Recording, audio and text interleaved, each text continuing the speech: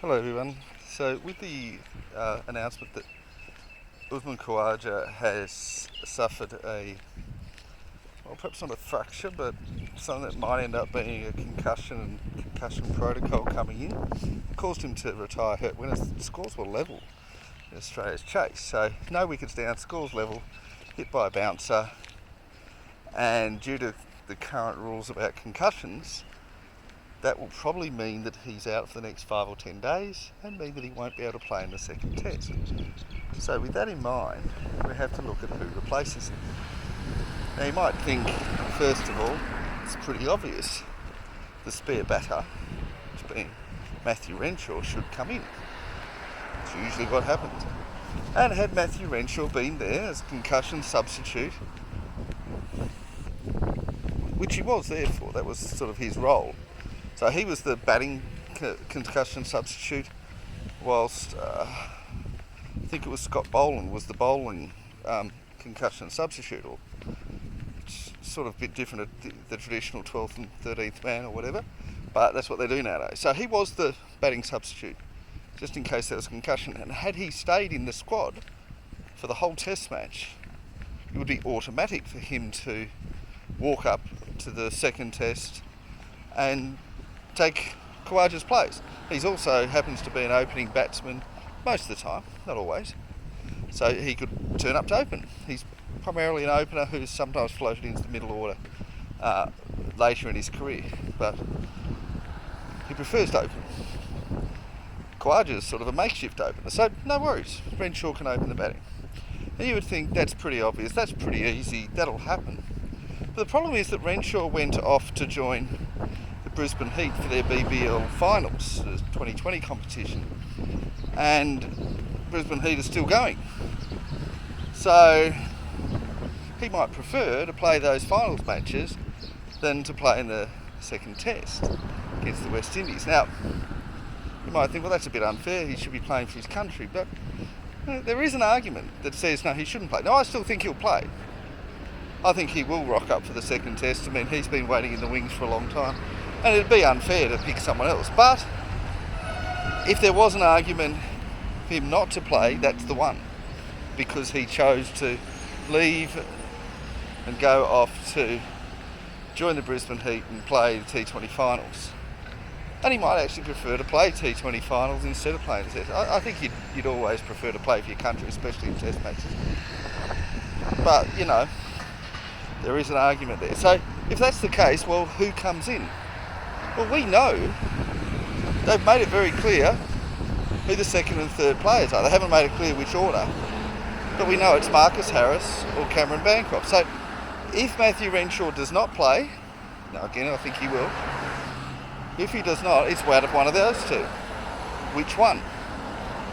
Now, they haven't made it clear, the selectors, so I'm going to speculate. And I'm going to work out which one of these two should play. Like if I was playing selectors and if understanding how they do things, what I think was likely to happen. So first of all, let's consider that Marcus Harris was in the test lineup before Cameron Bancroft was. Now that could be good if you think that he deserves it because he's waited for longer, but it could be bad if you think, well, he's already been given a fair try and he's failed. So that's one factor. If you look at their first class records, they're almost identical. If you look at their test records, they're almost identical. In fact, for all three, they have pretty much identical records. So what's the deciding factor? Well, one thing for me is that Matthew Renshaw actually was steadily in the Australian side for over a year. He was a first choice selection. And that's longer than the other two had. And the other thing is that when Renshaw was dumped, it wasn't because he was out of form, it was because Cameron Bancroft had a couple of good matches. I'm not even going to say he was in form because his results in the test matches prove he wasn't in form. And of course it's quite well documented that that unfair act shattered his confidence. And he's never really recovered. I mean, the selectors showed no faith in him, just dumped him for a flash in the pan based on 2 matches. I don't care how people say, oh, but that was against New South Wales, their first 11. Bancroft was out of form generally besides that, so it was a big risk, and I do not approve of that at all, regardless of what else happened. So if you look at that and you're ignoring everything else, and we'll get into whether we should ignore everything else, perhaps, but if we ignore everything else, you'd say, well, Renshaw was safely in the team for over a year, and he was out of the three, he was the only one that was dumped while in form, at least at that stage. Marcus Harris was safely in the side for maybe 4 or 5 months. He had a little period where he was known as a battler. He was getting good solid 50s. People were happy with him. Cameron Bancroft was never safely in the side. At no stage did he get beyond the status of a fringe player. He played his first series and probably shouldn't have even played all 5 tests in the Ashes. And then he went to South Africa, which people were saying he should not have gone. And then he went, and of course we know what happened in South Africa, and he played 3 tests and tampered with the ball. Before anyone says, oh, but that was David Warner. No, David Warner did not tamper with the ball. And there's absolutely no evidence, or no conclusive evidence at least, that Warner actually told him to do it. Now, Bancroft says he did, and he's been punished as if he did, but I shouldn't say no evidence, but there's certainly more evidence that he didn't do it than there is evidence that he did. There's copious evidence that Bancroft did it. We know that 100% certain that Bancroft did it. It's extremely unlikely that anyone actually told him. It's not just that it wasn't Warner, that nobody did it. He just did it himself. I mean, if anybody was involved, it would have been a bowler, not another batsman. Got to use your head a bit here. Bowlers are the ones that advantage from tampering the ball, not batsmen. So even if Warner was involved, and I happen to know he wasn't, but even if he was, you'd be having a few other steps as well, and we'd go back to a bowler. Anyway, so your order should be, based on that, Renshaw first, Harris second, and Bancroft third. Now, I know a lot of people say, but Bancroft has been getting good runs in first-class cricket, topping the first-class cricket score. Well, actually, topping the Sheffield Shield, not the first class. Still, it's relevant. But I guess the thing is, that's only relevant if a player hasn't played before. So if he'd done that, without having made his test debut, without having failed at test level, without having never got beyond... And he had a good run. He had 8 tests. That's definitely a good run. But if he never solidified himself in those 8 tests, and that's enough time to solidify yourself. You'd say 3 or 4 tests enough. He got a full series, and may as well have got a full second series, 2 in a row. Plus he's played more since. He's never been able to solidify his spot. So if he can't do that there, what do we even care about his first class record? And it's not so amazing to say, well, we've got to just give him a go. He's still only averaging around 40.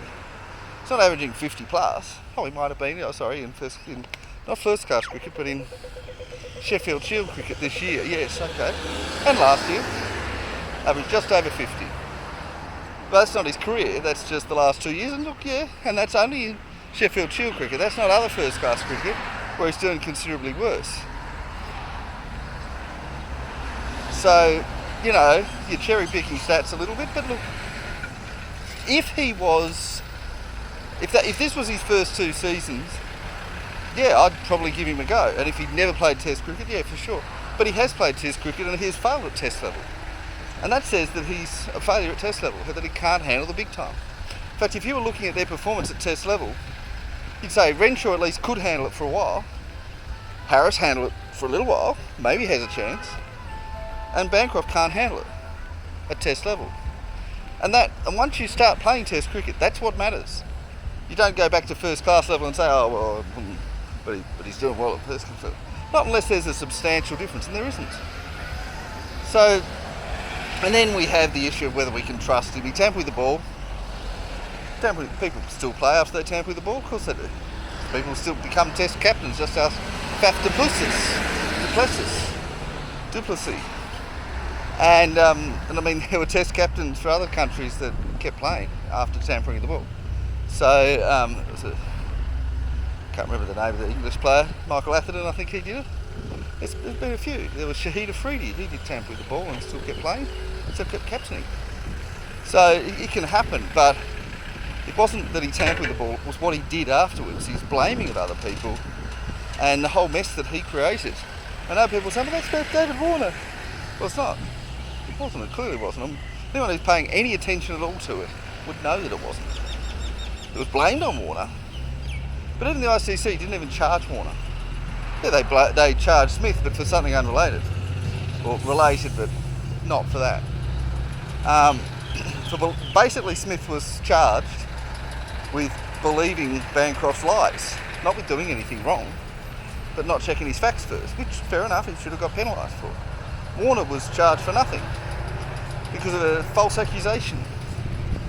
So, yeah, look, there's no doubt for me which order it is. Now, this isn't to say that Bancroft can't play, but for me, Bancroft needs to apologise, which he's never done, and admit to what actually happened, which he's also never done. Warner and Smith have both apologised. Bancroft never has. Perhaps he wasn't required to, but neither were they. They did. He didn't. He hasn't. And he needs to. And I'd say the level of apology he needs to make it up to them, just to be considered. And even with that, topping the Shield runs is great, but he needs to do actually a little bit more than that. Because he's ever so slightly behind those two. Even ignoring the thing that we cannot ignore, because he's completely untrustworthy. And unless he apologises and makes things up, for me, he should not play for Australia again. He cannot be trusted. Certainly shouldn't be playing Test cricket. You cannot trust him. He'll sell you out. So he needs to fix that. And until he fixes that, he can score as many runs as he feels like nothing's going to happen. So that's my opinion. I certainly wouldn't put him in. But if he does manage to fix things, sure, why not? We could give him a chance. But he's still behind those other two. So no matter what you think, there's no way Bancroft should be playing. Anyway, that's it from me. Bye-bye now.